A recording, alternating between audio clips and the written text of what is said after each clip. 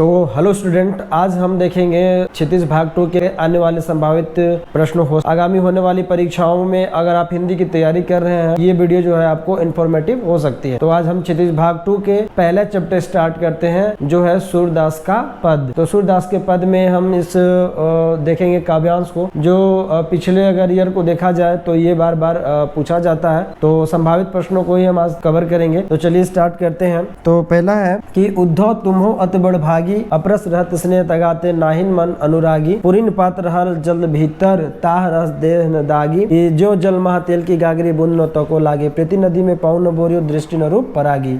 आगे कहते हैं कि सूरदास अबला हम भोरी गुर चाटी जो पागी। कहने का मतलब है, जब श्री कृष्ण जी गोपियों को छोड़कर मथुरा चले जाते हैं तो वो अपने परम मित्र उद्धव को योग संदेश देने के लिए गोपियों के पास भेजते हैं, और वो जब उद्धव आते हैं तो गोपियों को निर्गुण मार्ग का ज्ञान देने लगते हैं। लेकिन गोपियां उसको स्वीकार नहीं करती, उनकी बातों को नहीं सुनती, और उद्धव पर व्यंग करते हुए, जो श्री कृष्ण के परम मित्र हैं, उद्धव पर व्यंग करते हुए गोपियां कहती हैं। तो ये वाला जो आपका पूरा है, ये व्यंग गोपियों द्वारा किया गया है। वो कहते हैं कि हे उद्धव, तुम बहुत ही भाग्यशाली हो, अपरस रहत स्नेह त्यागाते, कि तुम प्रेम रूपी धागा से एकदम अछूते रहते हो, नाहिन मन अनुरागी, और ना ही तुम्हारा मन किसी पे आसक्त होता है, पुरीन पात्र रहत जल भीतर ता रस देह न दाकी, तुम ठीक उसी तरह से श्री कृष्ण के पास रह कर भी श्री कृष्ण से के प्रेम से अछूते हो। ठीक उसी प्रकार जैसे पुरीन पात मतलब होता है कमल का पत्ता। इसको थोड़ा ध्यान दे लेंगे, बार बार पूछता है कमल का पत्ता,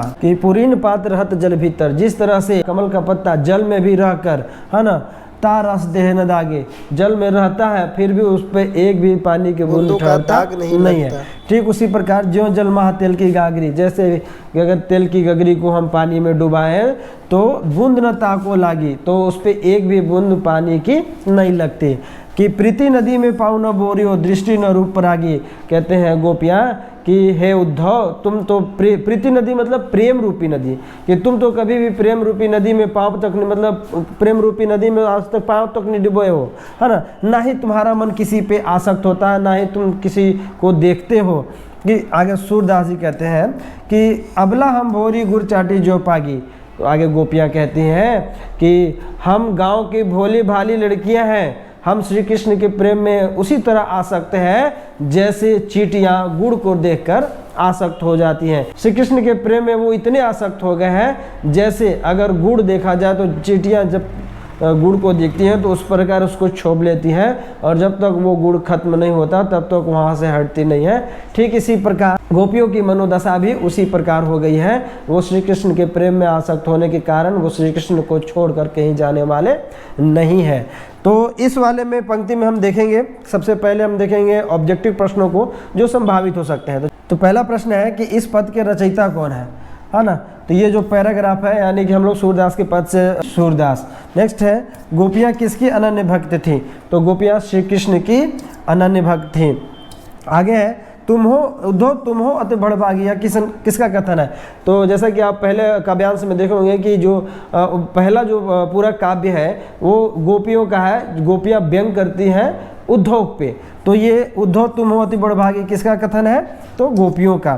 फिर है गोपियों को ब्रज में ज्ञान सिखाने, गोपियों को ब्रज में ज्ञान सिखाने कौन आए हैं।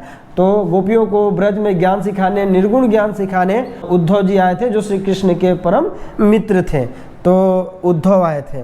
नेक्स्ट है गोपियाँ अपने को क्या मानती हैं। तो यहाँ देखिए कि अबला हम भोरी, तो जो गोपियाँ हैं अपने आप को अबला मानती हैं, कि हम गांव के भोले भाले और अबला हैं। तो आंसर होगा अबला। नेक्स्ट है गोपियाँ उद्धव को बड़भागी भाग्यशाली क्यों मानती हैं।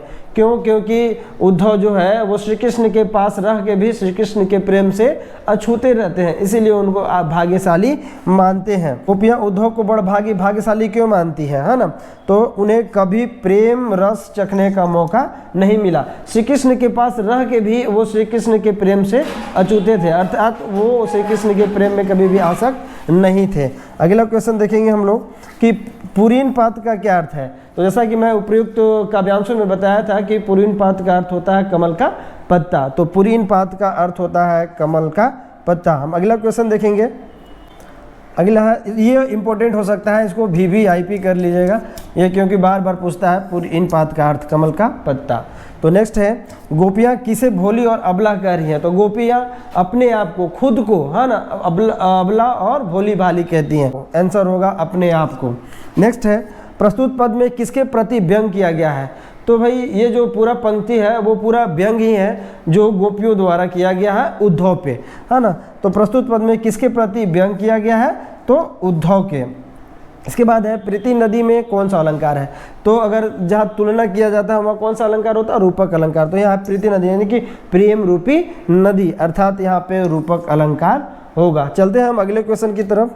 कवि और कविता का नाम लिखे। तो हम जैसे कि पता था कि हम लोग सूरदास के पद को पढ़ रहे हैं, तो कवि का नाम सूरदास और कविता है पद, सूरदास का पद यानी कि पद से पढ़ रहे हैं हम लोग। इसकी नेक्स्ट बात है कि उद्धव के व्यवहार की तुलना किस किस से की गई है? तो उद्धव व्यवहार की तुलना पानी में रहने वाले कमल के पत्ते तथा जल के में पड़े घड़े स्थित बूंदों से की गई, यानी कि जल में जो घड़ा पड़ा हुआ था ना उससे करी गई है। नेक्स्ट क्वेश्चन है, गोपियों ने उद्धव को भाग्यशाली क्यों कहा है? तो गोपियाँ उद्धव को बड़े भाग्यशाली मानती है कि क्या वे वास्तव में भाग्यशाली हैं? और इस तरह से क्वेश्चन पूछ देगा तो उत्तर में हमें लिखना है कि वो उद्धव को भाग्यशाली मानते हुए कहती हैं कि तुम्हें कभी प्रेम रस चखने का मौका नहीं मिला, इसलिए उन्हें भाग्यवान मानती है कि श्री कृष्ण के साथ रहकर भी उद्धव कभी भी व्यथा सहने का मौका नहीं मिला। स्टार्ट करते हैं हम दूसरा पैराग्राफ जो सूरदास के पद से ही है। हालांकि ये इम्पोर्टेंट नहीं है, बट इसको भी हम लोग कवर अप कर लेंगे ताकि कोई भी दिक्कत ना है, अगर कोई भी पूछे तो हम इसको बता सकें। कि मन की मन ही मांझ रही, कहिए जाए कौन पे उद्धव, ना ही परत कहीं, अवधि अधर आस आवन की तन मन बिथा सही, अब इन जोग संदेशनी सुनी सुनी बिरहनी बिरह दही, चाहती होती गुहार जितही ते उतरते धार बही, सूरदास अब धीर धर ही क्यों मर्यादा न लम्ही। कहती है, ये पंक्ति में भी गोपियों की कथन है कि मन की मन ही मांझ रहे, अर्थात जो मन की बात थी वो मन में ही रह गई। कही जाई कहीं पे उद्धव कि हे उद्धव, मन, ये जो मन की बात थी मन में ही रह गई, अब किससे कहने जा, ना ही परत कहीं, कि अब ये कहीं भी कहीं जा नहीं पाती। अवधि आधार आस आवन की तन मन बिथा से ही, श्री कृष्ण की आने की आस थी कि वो आएंगे, लेकिन गोपियों को आस थी कि श्री कृष्ण उनसे मिलने जरूर आएंगे, तन मन की व्यथा थी, दुख थी, पीड़ा थी, वो क्या मन में ही रह गई, कर रही थी। अब इन योग संदेशनी सुनी। अब जो योग संदेश लेके आए थे उद्धव, तो कहते हैं, गोपियाँ कहती हैं कि अब इन योग संदेशनी सुनी थी वो बिरहिनी बिरह दही, कि वो बिरह की आग में जलने लगी हैं। चाहती होती गुहार जितही थे उत्ते धार बही, कि हम लोग चाहते थे कि जिधर से गुहार लगाना, गोपियाँ चाहती थी जिधर से गुहार लगाना उधर से ही प्रबल योग की प्रबल धारा बह रही है। सूरदास, आगे सूरदास जी कहते हैं, अब धीर धर ही क्यों? गोपियाँ कहती हैं कि अब धीर में अब धैर्य धारण क्यों करें, है ना, मर्यादा न लम्ही, जब श्री कृष्ण ही अपनी मर्यादा को लांघ चुके हैं, श्री कृष्ण ही अपनी मर्यादा को पार कर चुके हैं। तो इसके सारे ऑब्जेक्टिव प्रश्नों को देखेंगे हम, और ऑब्जेक्टिव प्रश्नों को आप है अगर आप चाहते हैं कॉपी में नोट करना तो कॉपी में नोट कर सकते हैं। तो हम ऑब्जेक्टिव क्वेश्चन देखेंगे दूसरे पैराग्राफ से। प्रस्तुत पद में किसकी मन की बात मन में ही रह गई? तो गोपियों के मन की बात मन में रह गई थी। गोपियां सब कुछ श्री कृष्ण के कहना चाहते थे, बट श्री कृष्ण जी उन लोगों को छोड़कर मथुरा चले गए थे। तो प्रस्तुत पद में किसकी मन की बात मन में रह गई? तो गोपियों की बात जो थी मन में ही, मन की व्यथा मन में ही रह गई। अगला क्वेश्चन है, गोपियां कृष्ण से कैसा प्रेम करती थी? कैसा प्रेम पूछा है। तो जो उद्धव आए थे वो निर्गुण ज्ञान मार्ग पे उन लोगों को संदेश दे रहे थे, तो ये जो सगुण प्रेम कर रहे थे, कौन सा? गोपियां जी जो थे वो कृष्ण से सगुण प्रेम कर रहे थे, और जो उद्धव आए थे वो निर्गुण प्रेम की ज्ञान दे रहे थे। आगे है, गोपियों की कौन सी बात मन में ही रह गई थी? तो नंबर 3 सही होगा, मन की वेदना। वो जो मन की वेदना था उनके मन में ही रह गई थी। अगला क्वेश्चन है, गोपियों को उद्धव द्वारा कैसा संदेश सुनाया जा रहा था? भोग का, आनंद का, योग का? तो उनको योग का संदेश सुनाया जा रहा रहा था। कैसा योग? अगर निर्गुण योग अगर ऑप्शन में आता है तो आप लोग निर्गुण योग में टिक कर सकते हैं। नेक्स्ट है, कृष्ण के संदेश को सुनकर गोपिया की स्थिति कैसी हो गई? ऑप्शन है मिलन की आस जगी, विरह की आग जली, खुशी की आस जगी, प्रेम की आस जगी। तो योग के संदेश सुनकर वो जो थी विरह की आग में जलने लगी। गोपिया जो थी योग का बात सुनकर विरह की आग में जलने लगी। आगे क्वेश्चन को हम देखेंगे, अगले काव्य को देखेंगे हम कि हमारे हरिल हारिल की लकड़ी, जो हमारे हरि है यानी हमारे जो श्री कृष्ण है, हारिल जो है हारिल एक पक्षी होता है, वो अपने पंजों में उस लकड़ी को इस प्रकार पर जकड़ लेता है कि वो कभी छोड़ता नहीं है। ठीक उसी प्रकार गोपियां भी श्री कृष्ण को अपने प्रेम में इस तरह से जकड़ ली है कि वो छोड़ना नहीं चाहती है। मन क्रम वचन नंद नंदन और यह दृढ़ करी पकड़ी, कि मन में काम में वचन में नंद नंदन मतलब कि नंद के नंदन अर्थात कृष्ण जी को कि उर मतलब हृदय में बसा लिए, मन में क्रम में और हृदय में नंद के नंदन को यानी श्री कृष्ण को बसा लिए हैं। कान्ह कान्ह जकरी और केवल कान्हा कान्हा नाम जप रही है। सुनत जो जागत सोवत स्वप्न दिवस निसी, जागते समय सोते समय स्वप्न में, दिन में, दिवस मतलब दिन, निसी मतलब रात, जागते समय सोते समय स्वप्न में, दिन में, रात में, कान्ह कान्ह जकरी, जागते समय सोते समय दिन में रात में केवल कान्हा कान्हा कान्हा का नाम जप रही है। आगे है, सुनत जोग लागत है ऐसे, जब योग संदेश को सुन सुनकर ऐसा लगता है ज्यों करुई ककड़ी, इस योग संदेश को सुन सुनकर ऐसा प्रतीत होता है मानो करुई ककड़ी के समान, कड़वी ककड़ी के समान योग संदेश को सुनकर महसूस होता है। क्वेश्चन पूछता है हमेशा कि योग संदेश को सुनकर गोपियों को कैसा लगता है? तो योग संदेश को सुनकर गोपियों को कड़ुई कड़वा ककड़ी के समान लगता है, कड़वा ककड़ी के समान। सु तो व्याधि हमको ले आए, देखी सुनी न करी, श्री कृष्ण जी तो व्याधि मतलब दुख पीड़ा दर्द, श्री कृष्ण जी हम लोगों को ऐसी पीड़ा ऐसे दर्द दे गए कि देखी सुनी न करी, न आज तक देखी है और न सुनी है, और न यह तो सुर तिन्हीं ले सोपो जिनके मन चक्री। आगे सूरदास जी कहते हैं, गोपियों का कथन है कि ये जो है, ये जो योग है, ये जो योग संदेश है, उन्हीं को ले जाकर सौंप दो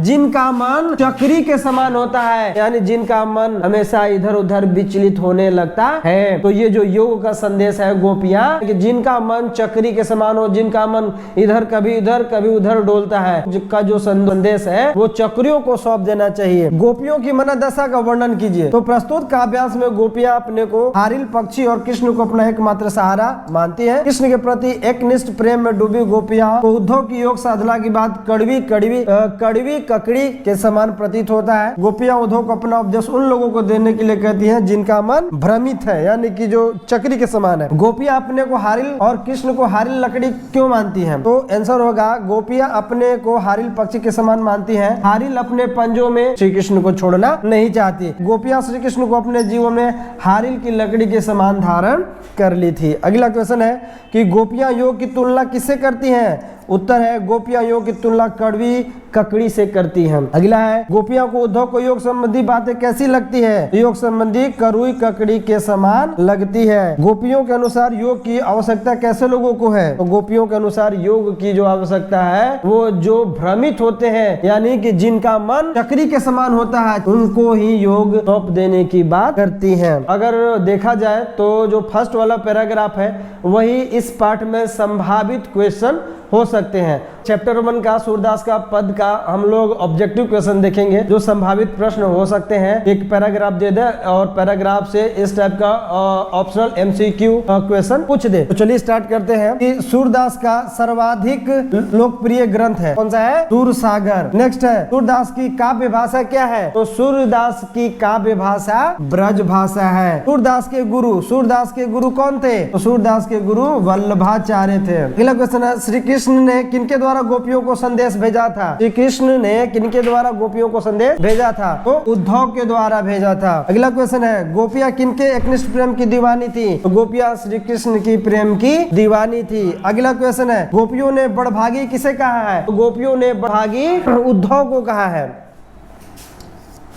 अगला क्वेश्चन है, गोपियों ने किसे भाग्यवान कहकर संबोधित किया है? तो गोपियों ने उद्धव को भाग्यवान कहकर संबोधित किया है। अगला क्वेश्चन है, गोपियों ने किसके आधार पर ज्ञानी उद्धव को परास्त कर दिया, है ना। तो जो गोपियां थी वाक्य चातुर्य में माहिर थी और वाक्य चातुर्य करके उद्धव को परास्त कर दिया। उद्धव जो थे वो निर्गुण ज्ञान की संदेश देने आए थे, लेकिन जो गोपियां थी वो सगुण प्रेम करती थी श्री कृष्ण से, इसीलिए वो अपने वाक्य चातुर्य के कारण उद्धव को परास्त कर दिए थे। अगला क्वेश्चन है, गोपियों ने उद्धव से योग की शिक्षा कैसे मन वाले लोगों को देने की बात कही है। गोपियों ने उद्धव से योग की शिक्षा चंचल मन वालों को देने की बात कही है, चंचल मन।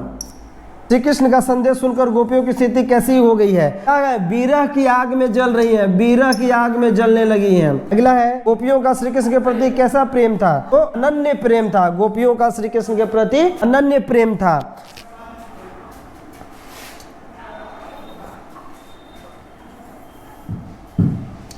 अगला क्वेश्चन देखेंगे हम लोग, श्री कृष्ण का संदेश सुनकर गोपियों की स्थिति कैसी हो गई? विरह की आग में जलने लगी। अगला क्वेश्चन है, गोपियों का कृष्ण के प्रति कैसा प्रेम था? तो अनन्य प्रेम था। हमारे हरी हारिल की लकड़ी, पंक्ति में हारिल की लकड़ी किसे कहा गया है ना। तो हारिल की लकड़ी से कृष्ण को कहा गया है कि गोपियां जो थी अपने, जिस तरह से हारिल जो पक्षी होता है अपने पंजों में लकड़ी पकड़ लेता है और उस लकड़ी को छोड़ता नहीं है, ठीक उसी प्रकार गोपियां भी श्री कृष्ण को अपने प्रेम में जकड़ ली हैं और उन्हें छोड़ना नहीं चाहती। आगे है, गोपियों की दशा किस पक्षी के समान हो गई है? तो गोपियों की दशा हारिल पक्षी के समान हो गई है।